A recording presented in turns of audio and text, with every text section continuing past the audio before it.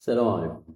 لو سألت حد الأطراف الصناعية دي اخترعوها من كام سنة أو قبل كام سنة أو مين اللي اخترعها، هتلاقي ناس كتير بتنسب الموضوع ده لدول معاصرة حديثة، والناس علماء برضو معاصرين أو يمكن قبل كده شوية صغيرين يعني. لكن اللي انا هقوله لك النهارده ده هو الواقع، وهي دي حقيقة. ده اللي حصل. اللي ورايا دي عملية كانت بقدم واحد من مصر القديمة، وكانوا بيركبوا له طرف صناعي. يعني لما نتكلم فالمفروض ان احنا ننسب الشيء لأهله.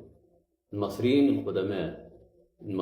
القدماء دي كانت عملية في مصر القديمة. المصري القديم أول من اخترع الأطراف الصناعية، زي ما هو الأول في حاجات كتير، يعني الموضوع مش غريب على المصري القديم. عشان لما نقول يا جماعة مصر، محدش، الناس كلها تسمع. مصر جت الأول ثم جه التاريخ. دمتم ودامت مصر بخير، والسلام عليكم ورحمة الله وبركاته.